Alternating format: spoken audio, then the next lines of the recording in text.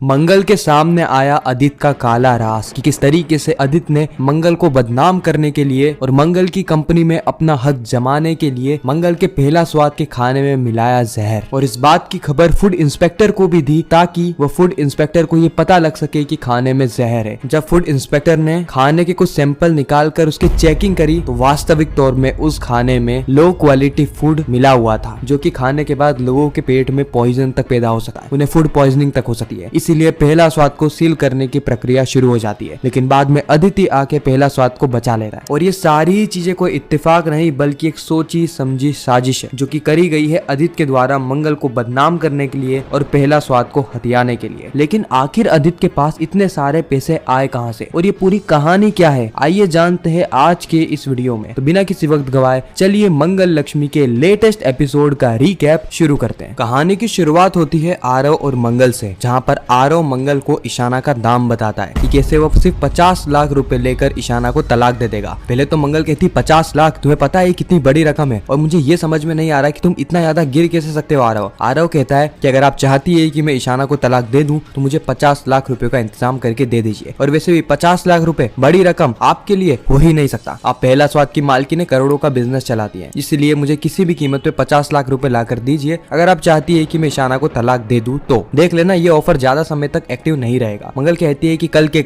कल तुम्हें 50 लाख रुपए मिल जाएंगे, लेकिन उसी वक्त तुम्हें तलाक के पेपर्स पे साइन करना होगा। आरव इन सारी चीजों के लिए मान जाता है। मंगल कैसे भी करके ईशाना को इस बड़े संकट से निकालना चाहती है क्योंकि मंगल ईशाना से प्यार करती है। इस और हम देखते हैं एक अनजान व्यक्ति को जो कि पहला स्वाद के खाने में कुछ चीजें मिला रहा होता है। यह चीजें थी इस खाने को सड़ाने के लिए ताकि पहला स्वाद का नाम मार्केट पे मिट्टी में मिल जाए। अगले दिन की शुरुआत होती है जहाँ पर हम आरव को देखते हैं। आरव मस्त अगड़ाइयां लेते हुए आ रहा होता है और वो देखता है कि घर में कोई भी नहीं है सिवाय मंगल के, क्योंकि मंगल ने सभी लोगों को मंदिर में भेज दिया होता है। और मंगल के पास डाइवोर्स पेपर आ गए थे क्योंकि मंगल ने रातों रात अपने वकील से कहकर इन पेपर्स को रेडी करवाया था। मंगल कैसे भी करके ईशाना को जल्दी से जल्दी इस समस्या से निकालना चाहती है। साथ ही मंगल ने 50 लाख रुपयों का चेक रेडी भी करा। मंगल आरव के पास जाती है और बताती है कि ये रहा तुम्हारा 50 लाख रुपयों का चेक और ये रहे डाइवोर्स एग्रीमेंट, जल्दी से इन पे साइन कर दो। आरव कहता है कि वाह, मुझे तो यकीन नहीं हो रहा, आपका काम तो बहुत जल्दी का है। आपकी बेटी ने झटझट मुझसे शादी कर ली और आपने पटपट मेरा काम करवा दिया। मेरा काम तो झटपट हो गया। मंगल कहती है कि ज्यादा बकवास मत करो, तुम्हें जो चाहिए था वह तुम्हें मिल रहा है ना, इसलिए जल्दी से जल्दी इन पेपर्स पे साइन करो। इसी वक्त आरव का व्यवहार थोड़ा सा बदला बदला सा लगता है। आरव चिल्लाते हुए यानी तीखी आवाज में कहता है कि ये आप क्या कर रही है, मैं ऐसा नहीं कर सकता, मैं ईशाना से बहुत ज्यादा प्यार करता हूँ। अब आरव ने यह एक्टिंग इसलिए करी क्योंकि उसने देख लिया था कि गेट पर से कुसुम, ईशाना और शुभी आ रहे हैं और अगर वह उसी वक्त वो चेक ले लेता तो कहीं ना कहीं ईशाना के ऊपर से भरोसा खो बैठता। इसीलिए वो सारी एक्टिंग करने लगता है, जो देखकर ईशाना आरव के करीब आने लगती है। ईशाना आरव से कहती है कि आरव, ये सब चल क्या रहा है और तुम इतनी जोर जोर से चिल्ला क्यों रहे हो। आरव कहता है कि देखो ना, तुम्हारी माँ मुझे 50 लाख रुपए दे रही ताकि मैं तुम्हें तलाक दे सकूं,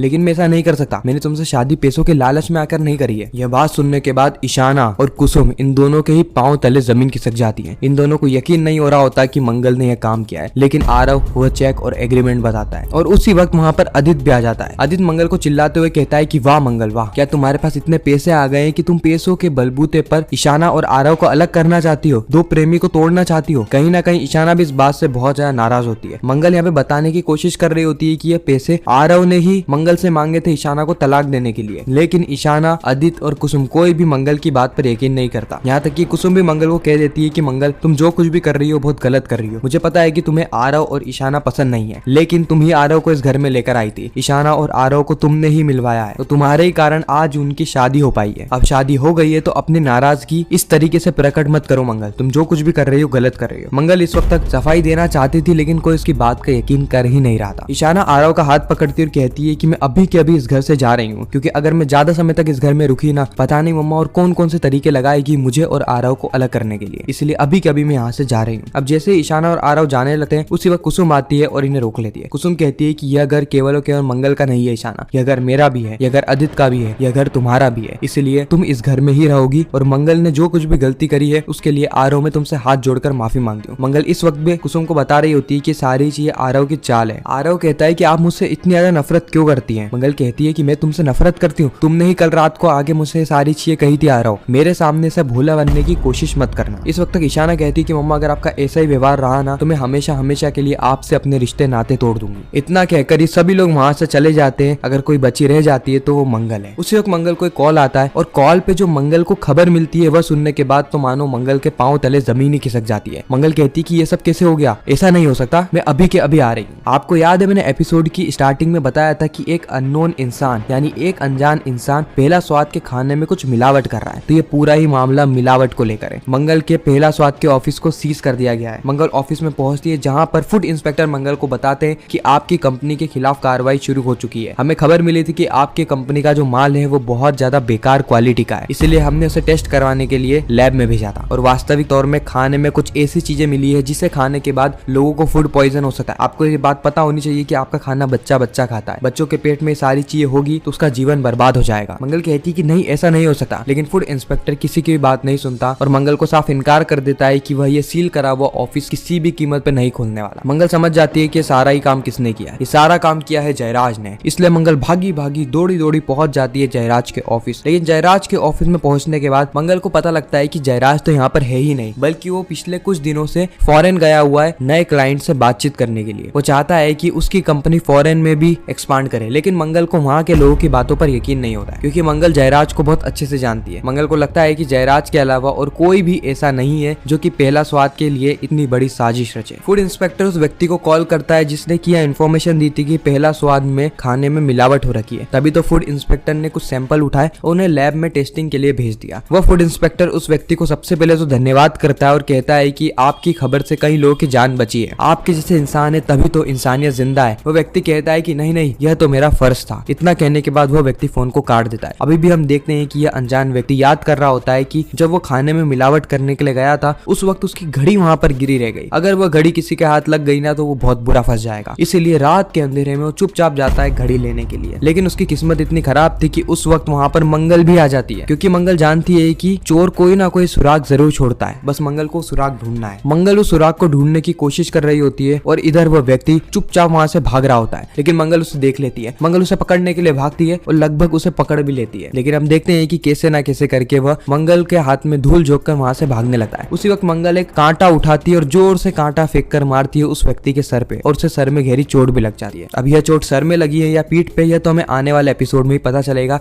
लेकिन इस चोट के सहारे से ही यह राज खुलेगा कि आखिर ये व्यक्ति कौन है। मंगल समझ जाती है कि यह व्यक्ति कोई भी हो लेकिन जयराज तो नहीं हो सकता, क्योंकि जयराज को मंगल बहुत अच्छे से जानती। जयराज ना ही ऐसा दिखता है और ना ही वो इतना पतला है और इतना एक्टिव तो बिल्कुल भी नहीं है कि वो भाग पाए। ये जयराज तो नहीं हो सकता, तो आखिर ये कौन है जो कि पहला स्वाद को बदनाम करना चाहता है, पहला स्वाद का नाम मिट्टी में मिलाना चाहता है। अगले ही पल हम देखते हैं कि पेपर में यह न्यूज छप चुकी होती है कि कैसे पहला स्वाद के खाने में कुछ गलत चीजें मिली हुई थी। इसीलिए आज मंगल को बोर्ड मीटिंग में जाना है इन सारी चीजों का पता लगाने के लिए, साथ ही अपनी सफाई देने के लिए और board of directors plus investors को भरोसा दिलाने के लिए कि नहीं सारी चीजें ठीक है या फिर ठीक हो सकती है, क्योंकि उनकी कंपनी की तरफ से इतनी बड़ी लापरवाही नहीं हो सकती है, किसी की साजिश है। लेकिन जैसे ही मंगल बोर्ड मीटिंग में पहुंचती है उसे पता चलता है कि इस कंपनी को तो किसी और ने पैसे लगाकर खरीद लिया है और वह व्यक्ति और कोई नहीं बल्कि अदित सक्सेना है। इसी के साथ एक खूबसूरत एपिसोड यहीं पर समाप्त होता है। आपको ये रिकैप कैसा लगा कमेंट सेक्शन में जरूर बताना। मैं मिलता हूँ किसी नेक्स्ट इंटरेस्टिंग वीडियो में, जब तक के लिए गुड बाय।